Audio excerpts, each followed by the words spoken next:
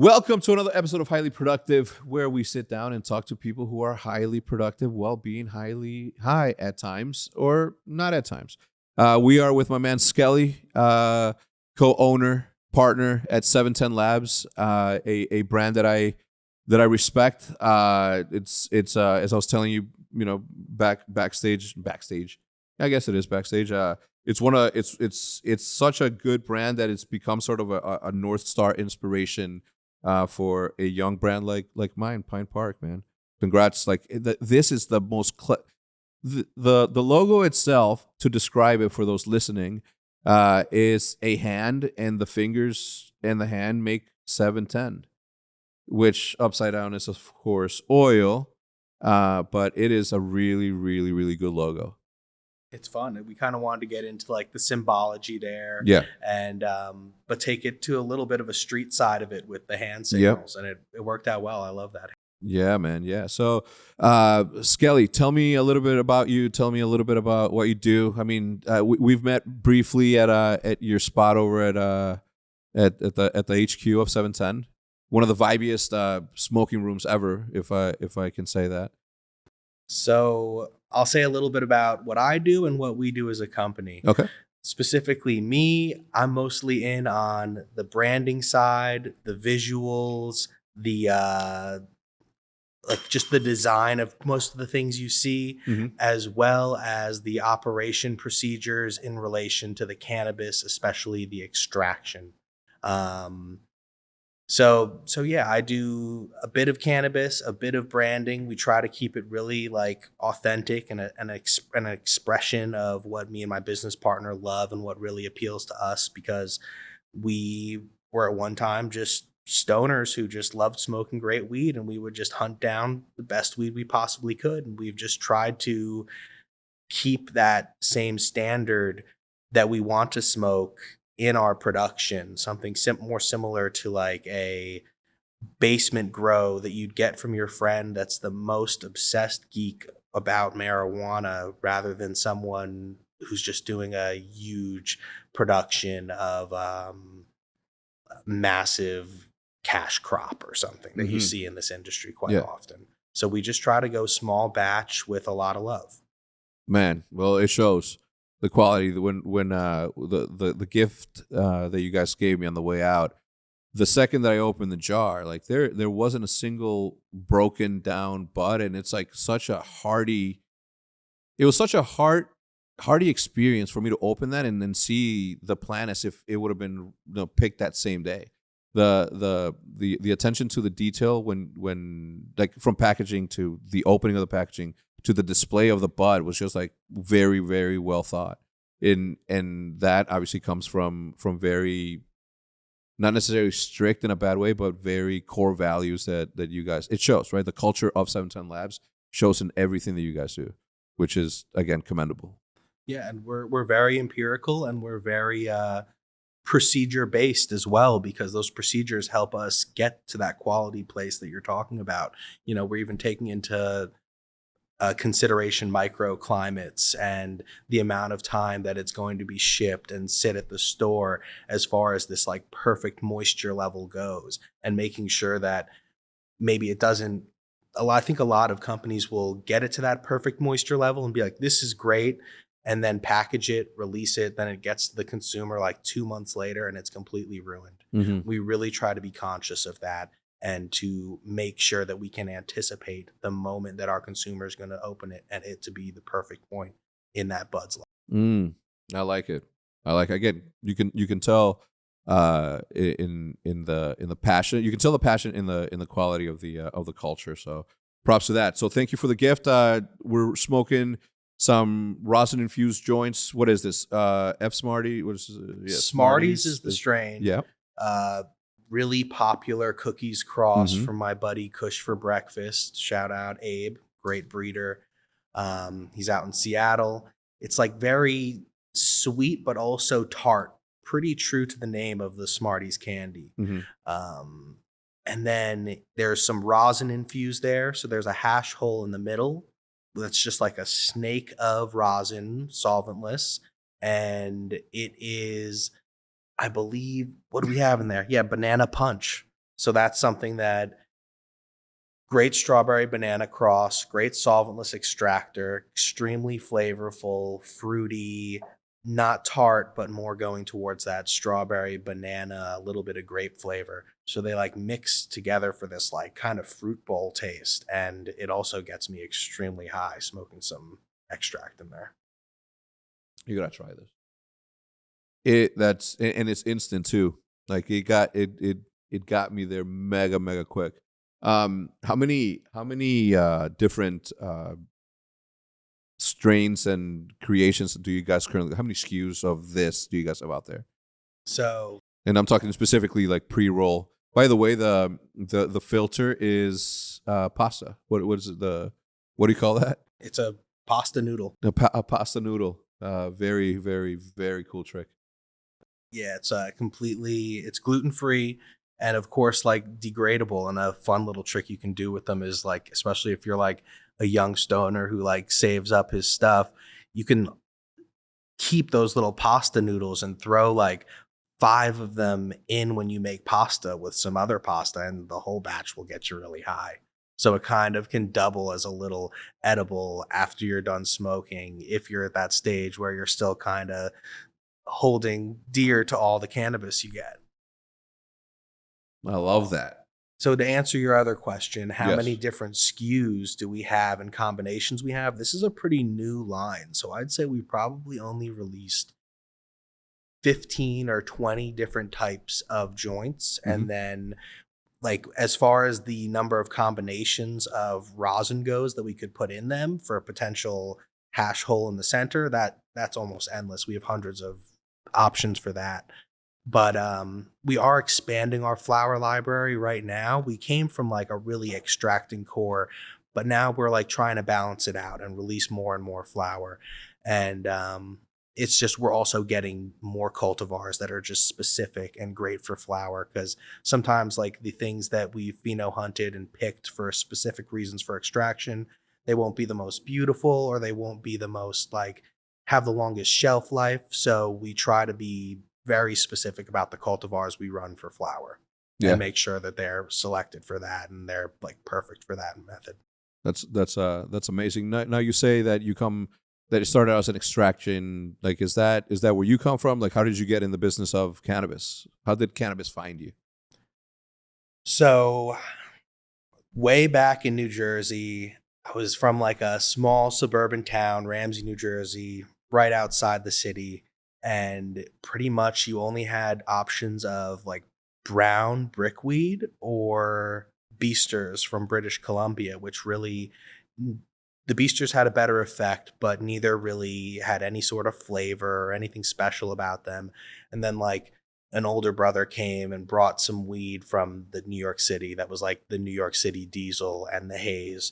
And it just blew like all of our minds open at that moment. We were just like, this can be so much better. Like I Mhm. didn't even know that there was this kind of like different array of effects and flavors and beauty to this plant. We started going into the city, Spanish Harlem, and we just like kind of go up to like on one of the corners there, and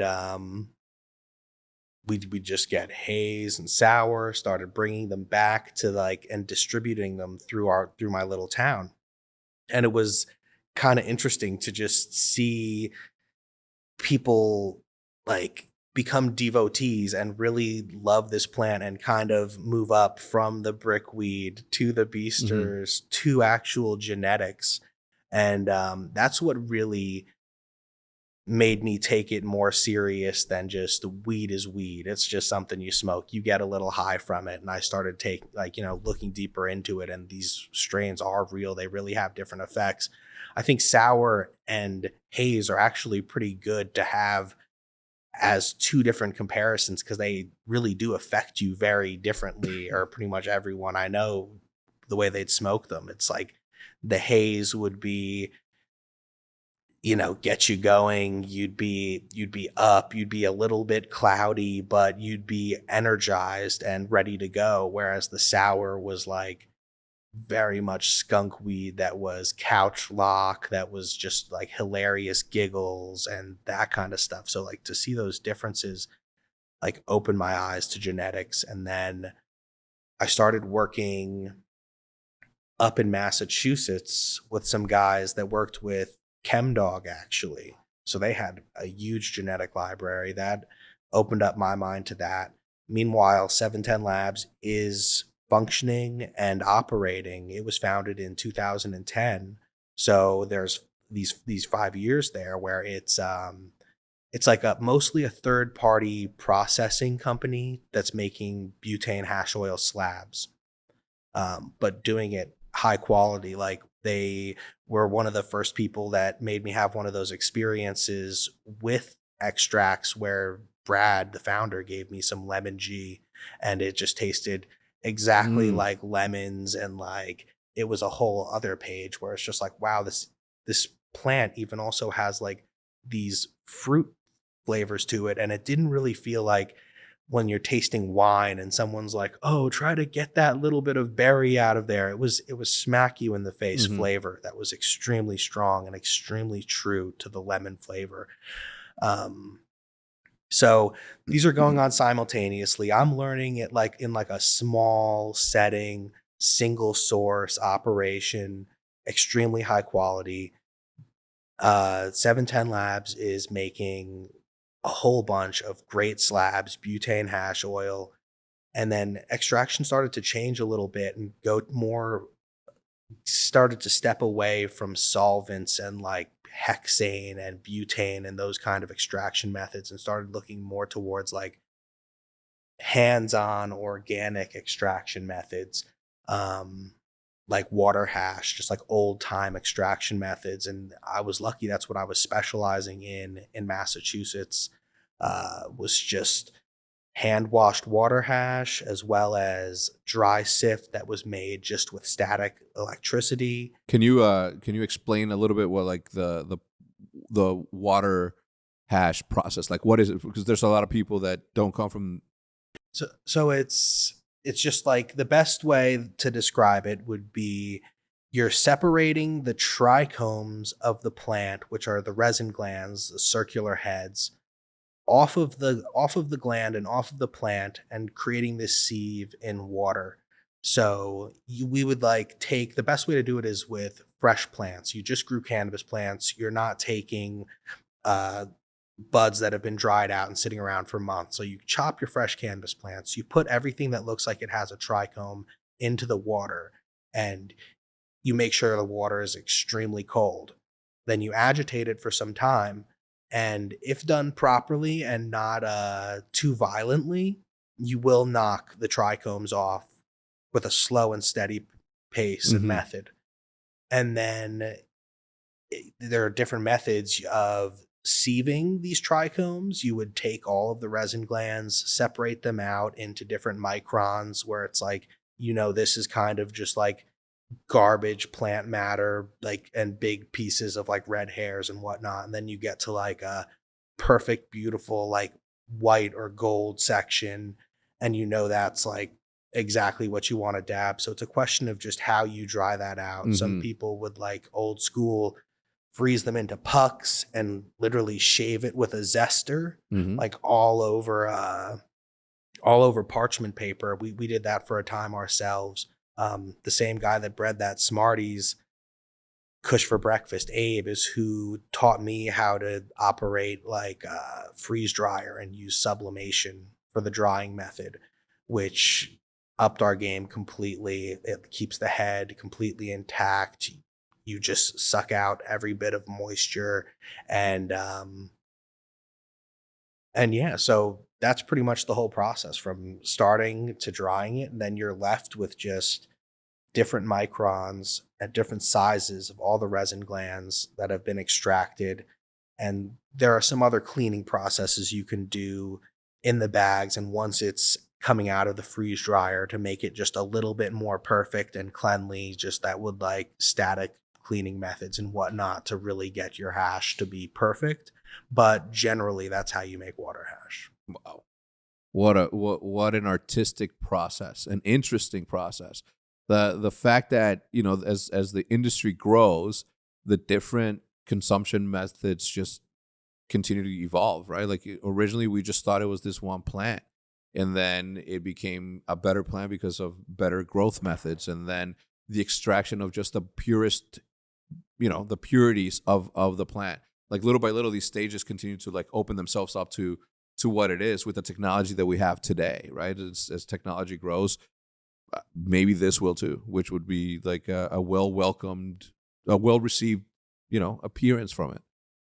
100%.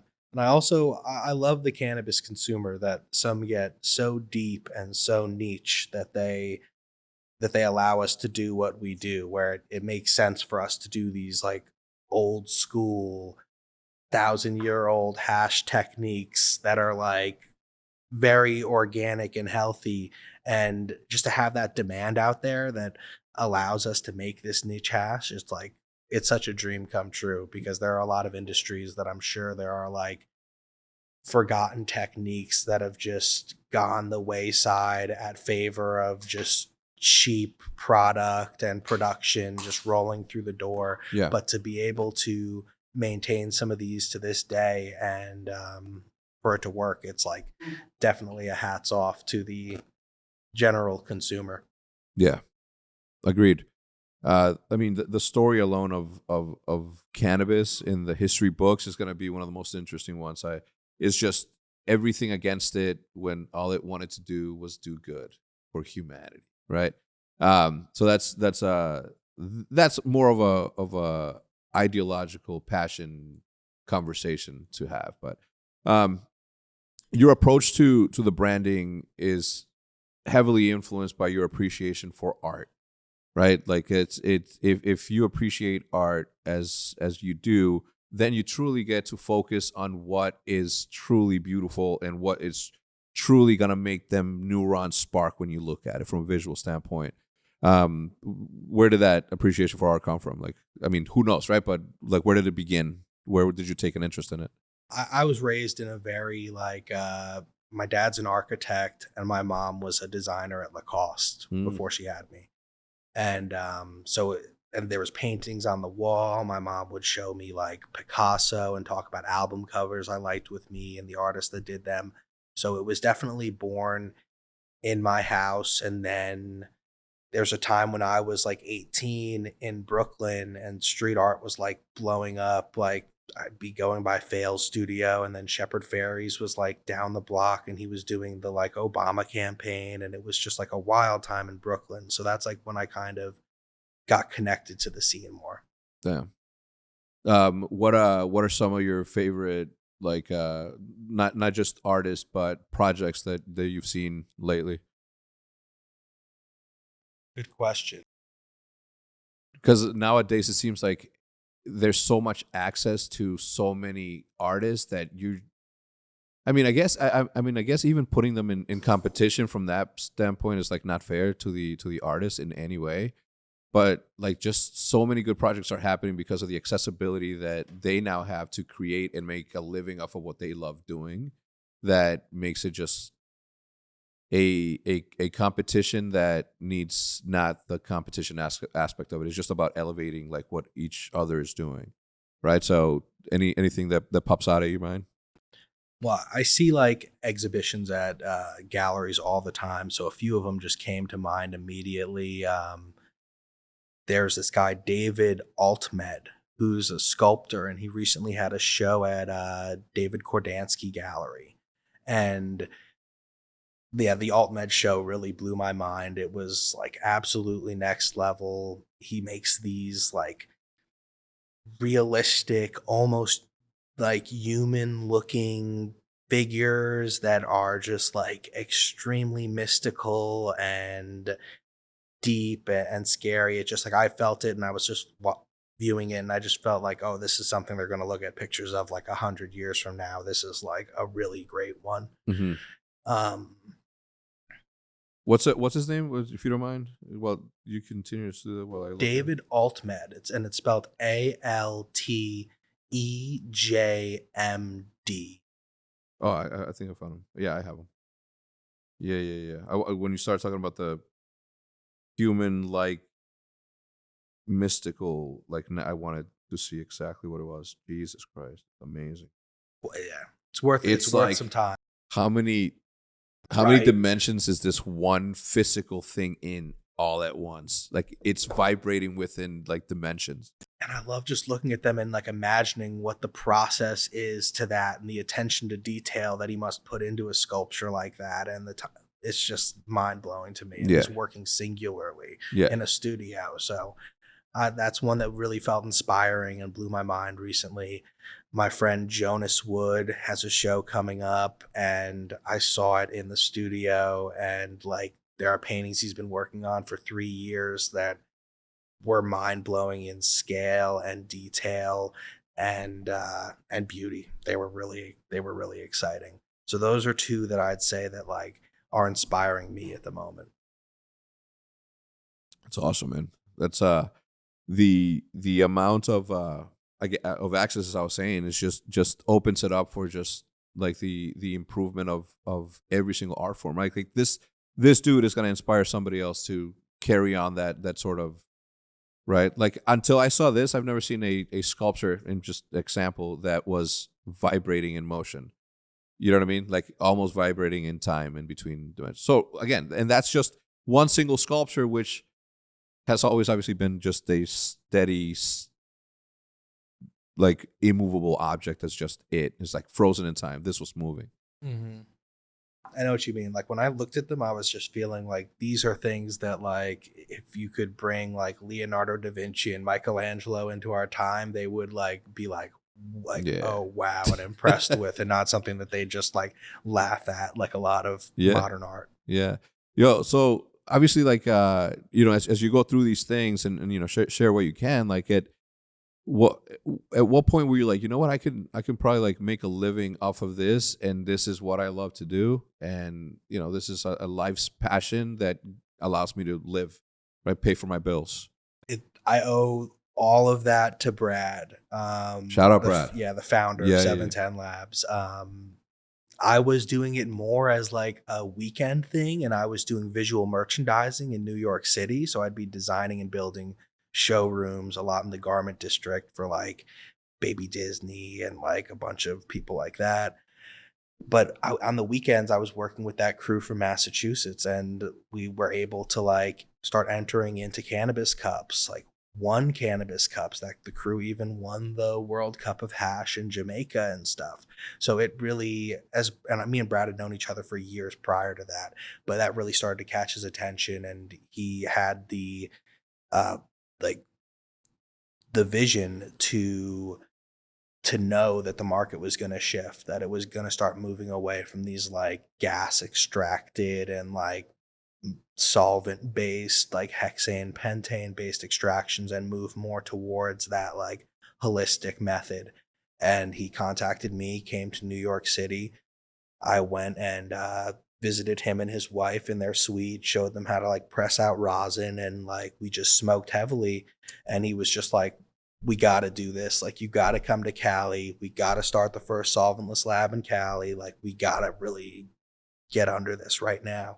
And that push got me to say, like, I'm going to put a manager on Visimos, which was my visual merchandising company, and I'm going to come out here and do this. Yeah. So yeah, he pulled me into it for sure, to take it that seriously. That's amazing, man. Because again, it's a passion that you sort of have to follow, and it will be a fulfilling journey just because you got to do it, and that's you got to create something. You mentioned the award winning. Do you want to talk a little bit about that? I'm interested. Back in the day, the High Times Cannabis Cups were much more competitive. So it would be like the complete cannabis market, the big companies in California, because nothing was really legal yet. Mm-hmm. So people were coming all over the country, making these small batch entries out of like the best basement grows in the country. And it was like really high competition. And, shout out Cuban Grower. He's the first person I think of when I think of that era. He just did so much great work back in those days, and I'm sure he's still doing great work. I just haven't smoked it in a little bit.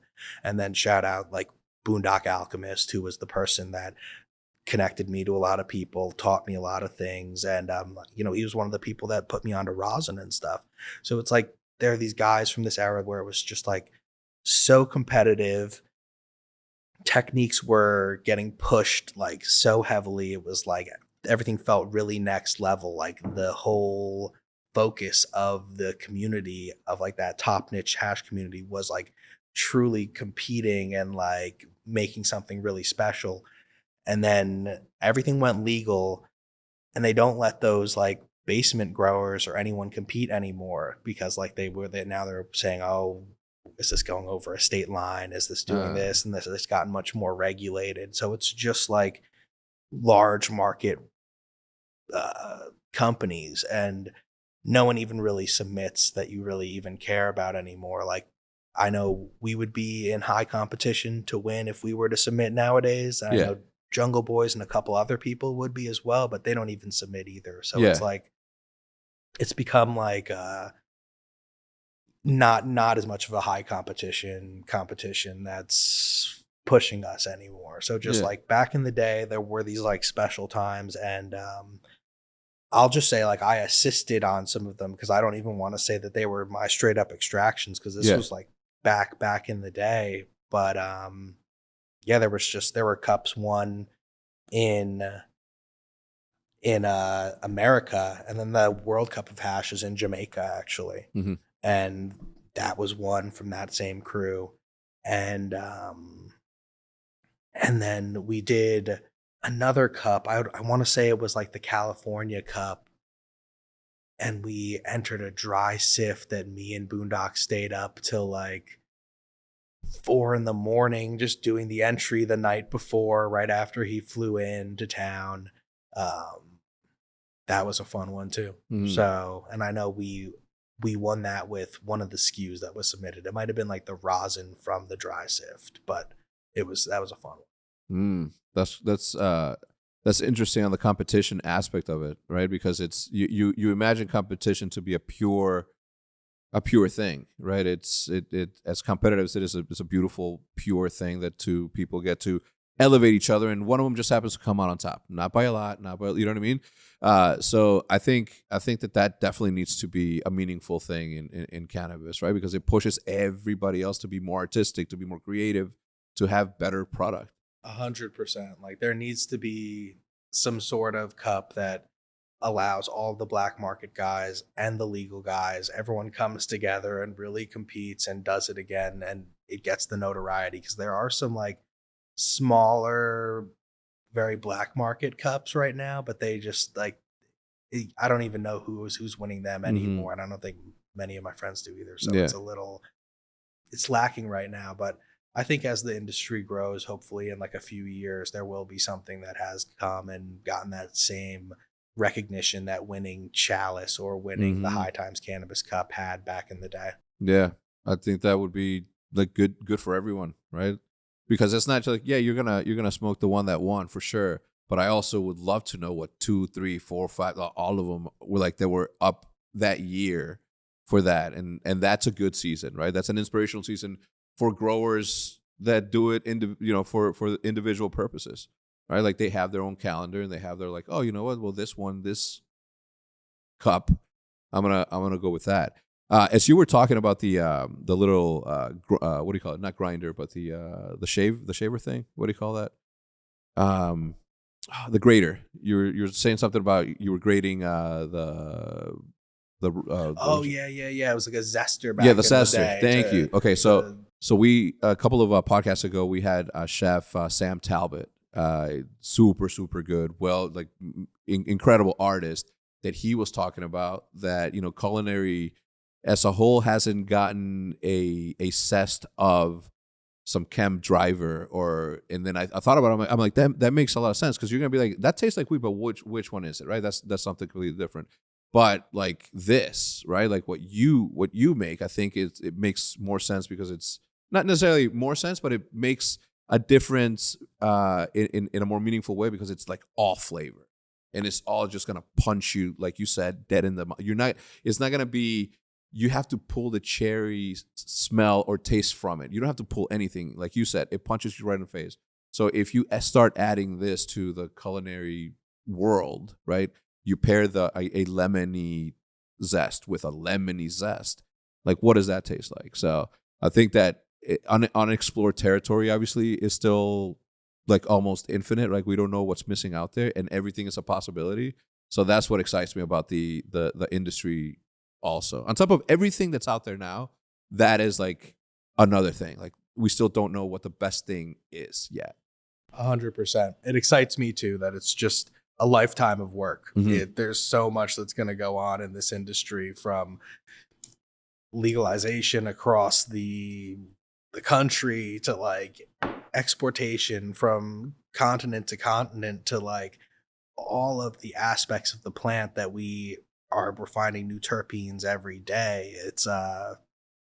It's developing at all times, and I think that there are going to be a lot of things we discover about the healing benefits of the plant, and a lot of things that we start to learn about the different strains and the different ways that they can help people in the future. Yeah, I mean, undiscovered grounds like all over the place, right? Like there's so many new things that get learned, so many applications that get sort of discovered almost on a daily basis now, and it's still not legal everywhere where everybody can have the same testing even option, right, of it, right? Like somebody is going to have an idea that nobody else has had, but unfortunately that person doesn't because it's not legal in their space right now. So it's not like the evolution of this thing is going to be one of the most interesting things of my lifetime for sure, because of everything that it had going against it. I mean, still today, but just culturally, what it did to American culture, right, and Black culture, Mexican culture, like it has its like waves of effect, right, cause and effect. So there's going to be a story that we'll learn for sure what it is in our lifetime, and it's going to be like cool to see. 100%. I think when that next generation of politicians start to get in, it's all going to change, because it's like the left and the right are both in favor of expunging these cannabis crimes that Yeah, people have. yeah. And both of them are pretty much in favor of legalization across the country. So it's just a matter of getting the politicians to do what the majority of the people and their constituents want them to do, Hmm. which, happens over time. It's just there are a lot of dinosaurs around on both sides. Yeah, absolutely. Yeah, and again, like that's part of this, like part of history of this thing that's going to be a global thing, right? Because it's not just us right here in America. Mexico just started to look into, what its business for that looks like, right? So I don't know. Where do you think? And obviously, you can be biased or non-biased. You can answer, not answer. Where do you think the best cannabis is grown? And yes, obviously, like the grower has the utmost to do with it, obviously. But what do you think, climate wise?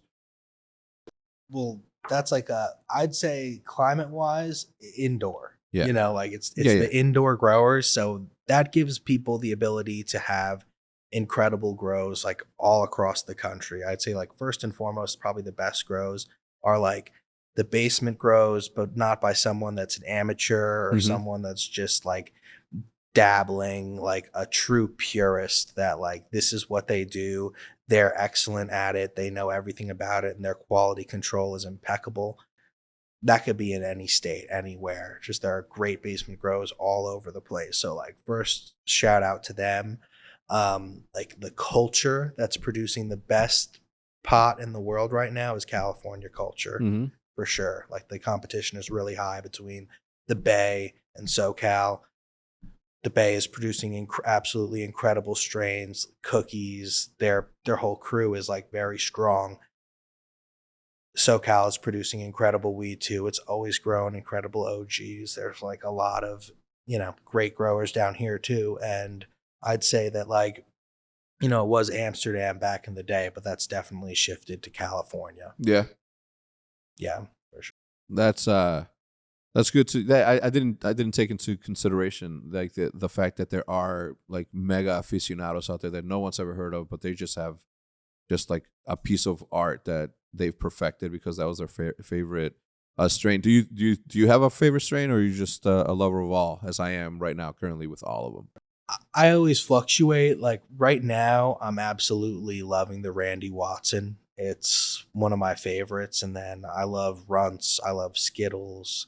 Um, Generally, not huge THC percentage strains, things that are like 17 to like 23, and then like but just a lot of flavor. I just love a lot of candy like flavor on my weed. Yeah. So what was the first one? Make sure that you write that down. I have to try it. That's the beauty of this industry to me. For me, as a creator of content on YouTube for the last decade, is the fact that like, although there are tens of thousands of cannabis creators right now currently, like some amazing ones, right? Obviously, as every industry has it, is still so young. Like it is so young, and like the amount of new content that's going to be coming out from good personalities that no one has ever heard about is like it's also like what interests me in this thing, right? Because shows vary from industry to industry, and you can replicate it across different ones, but there is an added value of an industry adding their twist to something that's already been formulated before. And like right now, it's so young, right? Because this is so young that the ability to even talk about it as openly, and then let alone record it to let everyone know. Right? Before it was like, man, my aunt caught me smoking, so now she knows, right? Now it's literally somebody in wherever can see your video on the internet smoking. So I'm interested. Do you guys have any thoughts on that? Like, who do you guys go to for organic sort of collaborations and like advertising, right? Because there's a new culture that's popping up, which is connoisseurs of sorts or bud tenders of sorts that get to talk to camera and talk to an audience to something that they share in common. 100%. We engage the bud tenders very heavily because we want them to be as like well educated about our product as possible. So we're constantly doing bud tender training events, doing like competitions, and just trying to get the information in their hands so that they can properly speak about this product. Mm-hmm. That's very important. We don't do much conventional advertising.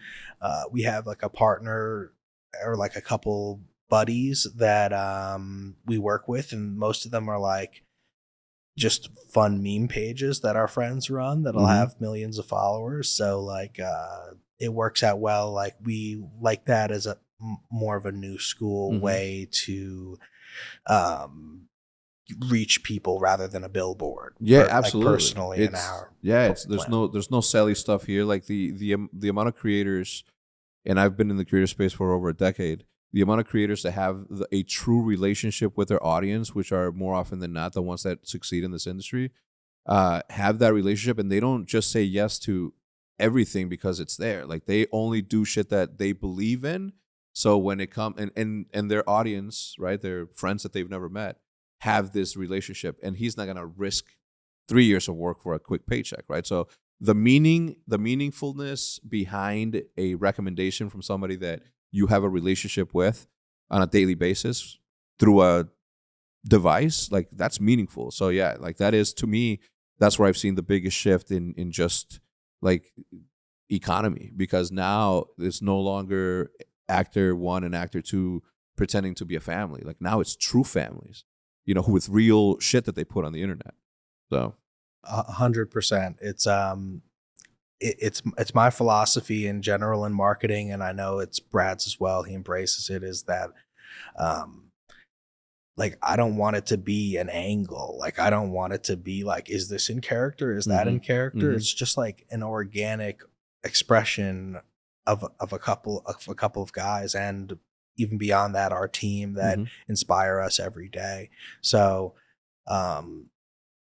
we just want it to be an organic expression and something that just feels like you're saying, more like a family.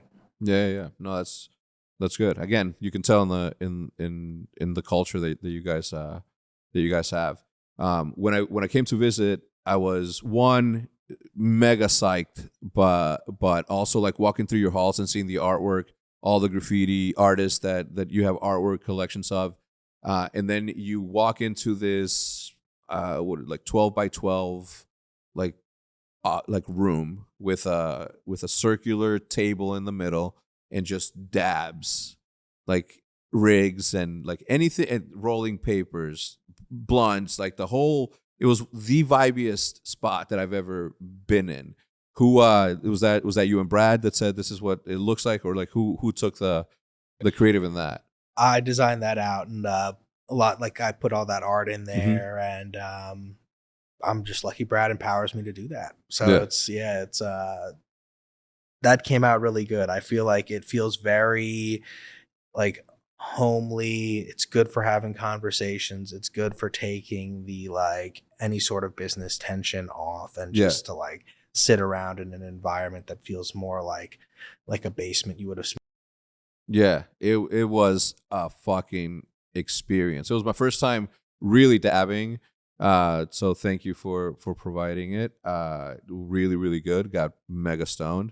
We tried to do it responsibly, Yeah. right? We didn't Well, like of course, overdose you either. that was the and the reason you gave me, or the reason that who was sitting to my left.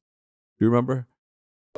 I remember Zach was in I there. think it was Zach. Yeah. All right. So he's like, look, we're not gonna overdo it. So we're not here to fuck you up. We're here to introduce you to it so that you can, experience it the right way. And that part is super important, right? Like doing it responsibly is always the best way to experience it, because you do get turned off by it. I had one instance that made me quit smoking for about, I don't know, I would say like 3 to 4 years. This was when I was like 23 or something. But yeah, you're right. Like it's an experience that you can't just jump into the deep side of the pool. So because of that room, I asked my friend, I'm like, yo, what's the best record player out there? Because I didn't want to ask you directly, because I was like, yo, I'm literally stealing like this room and trying to put it over here in my house. But that was like I never experienced a more eye-opening room that made me think about the shit that I do personally just by myself. Maybe it was the dabs, the three that I took, but like what you said about listening to one full record, and I don't know if you remember this conversation because it was like a side conversation about side conversation, but playing, like grabbing a record, placing it, and letting the whole record play is something that I don't think anyone does anymore. And to me, that was like added to the vibe. And I don't know why I'm talking about it, but that's why I wanted the record player. I know what you mean, and it's like a little bit of us kind of trying to take a little bit of ground back on like the eroding of our attention span that's like coming at us all the time from just like the just fast paced social media, as well as like the general TV. So it kind of is good to like work on your attention span in ways and focus on things just for the sake of focusing on them, to make sure that you can still focus on something for 3 hours and whatnot. So yeah, it's why I love those records, and why it's like very, it feels like a little ritual within the ritual of smoking. Yeah. And that's what I was explaining to my friend Omens, who's a DJ, and I asked him, I'm like, yo, what's the turntable to get, right? And a good speaker just to, vibe out and chill out. And I'm like, just the way that you go through the process of rolling it or breaking it out, breaking it down, rolling it, and then smoking it, that's a process. I think that also like picking the album that you're going to, looking at the artwork, obviously for me it's a must, but taking the album out of there and then doing the process, like, cleaning if it needs to be clean, setting it down, setting the needle, pressing play, and then just backing up is like the thing that I appreciated about it. Yeah. Any ideas that you have, like, of where this thing could also go, as far as like, and obviously if it's an invention that you have in there that you haven't fired off, obviously don't share, but is there anything that you've thought about, like, surrounding the industry that's missing that could exist? Well, there's a lot of course, like applied robotics to the industry that Mm-hmm. could do a lot. And I'm sure that we'll see that happen during our lifetime. Mm-hmm. That's one of the first things that immediately comes to mind. I'd also say more like taking advantage of the cannabis gene pool more, and in the future just getting a bit more diverse with it in the crosses that could be consumed. It really does seem like the market only consumes like crosses of one strain at a time, whether it's like, 10 years ago and everyone was smoking something that had OG in the lineage somewhere practically. And then there'd probably be like just a couple alternatives. And right now it kind of feels like that with cookies. We really try to avoid it. Whereas we have like, we have a strong section of cookies in our library. We don't want it to be all encompassing of our library, like a lot of companies out there. Like, So yeah, it's just, I think that we do need to dive more into crosses of those old school heirloom strains, some that we love, but crossing them to new, more competitive strains and bringing out different flavors of the plant. And I think there's just a whole lifetime of that will go on, because we haven't teased out like half of the different like nuance to this plant and the different flavors that are available. It's like incredible, I think. Yeah. I mean, and this is just like consumption applications of this thing. Like obviously the hemp side of the plant is also just like almost undiscovered, land, right? Like no one has tried out every single application of that. 100%. That's a really good point, that we're gonna, if it is applied, we could use it to replace plastic if we wanted to. Correct. But that's pretty serious, a big undertaking, and that's a lot of corporate power that would need to shift. Yeah, that's every single time that I have that conversation around that, I discovered I almost discovered new sectors in the industry that would not benefit from something good and natural to compete with better, right? In all senses of the way. That's crazy, because I always only thought about cotton as from that material, obviously steel and all that, but plastic, that's a big one. Yeah, everything. That's nuts. Yeah, and very, very costly to the world. And there are alternatives. It's not just like it's the only option. Yeah, that's true. Man, I want to have a conversation with Brad also. Such an interesting dude.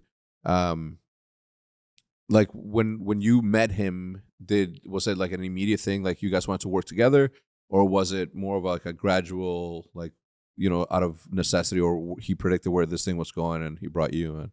So me and him got along well since the first time we met. I went to high school with someone that worked with him previously, and I would just come in the lab sometimes. We also had good relationships with glass artists in Colorado as well as California, so we'd see each other at some of those get-togethers. He gave me some of the biggest dabs of my life. Every time I'd see him, first 1 gram dab I ever took was definitely Brad giving me that at Everdream, which is like this glass artist studio in Colorado that's absolutely beautiful. And I was just so ridiculously high. So how long does something like that last for you?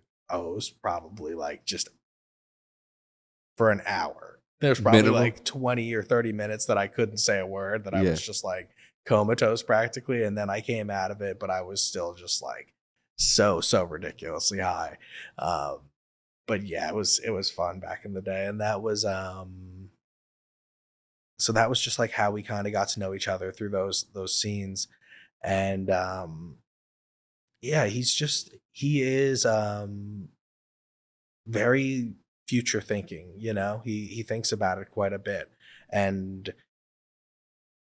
you could just see that as soon as there was something around that was like, dwarfing the quality of the BHO, he was not going to sit for long and just have BHO. Like it's just in his personality. Like he's going to achieve that. And visionary. And it's it works well because I'm very competitive about techniques too, and just like knowing almost how to do like everything out there so that we stay at the pinnacle. Yeah, it works well. Because I figured obviously you have new responsibilities because it becomes such a business, right? It's not just that; there's a brand behind it, right? Like there's a lot. So but also as an artist, right? As a chef of sorts, like you can't just stop doing what you love. Never, yeah. I always need to stay current and just kind of like, even just so that I'm cognizant of what like individuals that work for us will be doing, and Yeah. just like the workflow, and to be realistic about it,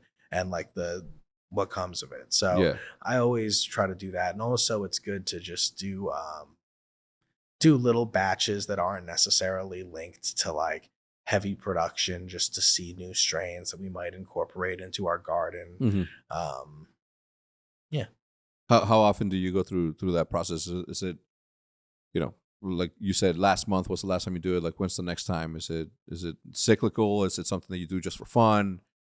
It's something that I probably would make sure that I never went like 3 or 4 months without doing. But if something comes up where there's like some interesting genetics at some of my friends' places, and they're like, this would be perfect, like give this a try, I'm gonna, call my buddy and like be like, so it could happen twice in a week, but I am not actively, Hmm. it's not what I do anymore. No. It's nowadays there's just a lot of even extraction managers and managers of the different departments, and it's still very intensive making sure that we have like a great genetic curation, as well as like month by month we're really doing something special and something that's like really going to be flavorful. So there's just a lot of that going on, mostly on the day to day, as well as all of the branding and the marketing and the design. So it's been more corporate office recently, but just kind of making sure that I don't lose touch with the hash world. Yeah. Too. That's good. That's good. From an industry media standpoint, obviously High Times been around forever. Have you seen any growth in that? Something that interests you from a media standpoint in the cannabis industry? Like, where do you get your news from just for cannabis? Do you? Truthfully, I get it from number one source, individuals on Instagram that are highly respected. It's like one of the things I was thinking about before when we were talking about those like guys with those basement grows. I was Mhm. like, there are 20 guys I follow on Instagram that have like some just beautiful, beautiful small batch weed. Then one will be in Minnesota and one will be here, and like all over the place. And it is the place where you get to see all that there are these just like, like 10,000 follower, like smaller accounts, but when you look at them, they're really doing like absolutely incredible work. um that's where I get a lot of my news from. And like I also like to just follow like new people that are like going through the process of really hungry and want to learn about hash. Like if I see someone coming in and they're like deep in my DM, like, how do I do this? How do I do this? How do I do this? And like all that kind of stuff. I like to follow their progression and see if they do anything different, or if they like what they come to, or if they bring it all the way. Um, so yeah, and of course I follow like all of our biggest competition and a lot of their personal pages. We converse like they're friends. So um a lot of it is just staying on the cutting edge, is doing that, as well as looking at some like peer reviewed papers um that are, some coming out of Israel, some coming out of other countries as well. But I do respect High Times. I think that they went through a rough patch, but I do think that they're getting better. I know that there's someone over there, John Capetta, Capetta, yeah. who, yeah, I really respect him. And I think he's steering a lot of like the visuals and a lot of the people that they're working with in the right direction. So I do think that there's hope there, like in their future. And I always am interested in cracking open a High Times and like looking through it. It's just not necessarily where I get my news. Yeah, yeah. Visually, and talking about not losing way of the old ways. I think magazines is one of those things that's still out there that can be appreciated. Right. That's a culturally relevant magazine. I collect graffiti magazines. Jacopetta obviously it has a lot of graffiti toys like Cause and all the other ones. you are obviously into graffiti. So, maybe it is the new revitalization of High Times comes from that sort of mentality from John himself. He was on the podcast a couple of episodes ago. Yeah, like maybe more like special issues that you'd want to save, because like if I were to get a High Times now and like really save it, it would be one that we have a feature in, or Yeah. a vintage one. It's Yeah. like a couple buddies have given me vintage ones and I'm like, oh, sick, like very dope. Yeah. But like and then I saw one that John did that was the like Talking Terps edition, and I was like, very cool, that's sick. But yeah, I think they should maybe get into those special editions a bit more. That would be cool, because a lot of people are nowadays, the magazine game does feel a bit more like Memento. Yeah. Obviously, with the amount of strains that exist already, also comes the amount of crosses and breedings that can happen. Like, it's an infinite amount, right? Like it'll never stop. It's just literally, if you tried hard enough, it'll never stop. Where do you think the most innovative crosses can come from, if in a world of infinites? A lot of them come out of left field. Like I generally think that because the cannabis community is so unconnected and so underground in the majority of America, there's like all sorts of things in basements that we probably think are extinct that are just like there's this thing called roadkill skunk that's like, one of those, true to name, just like completely stinks, like is the epitome of skunk.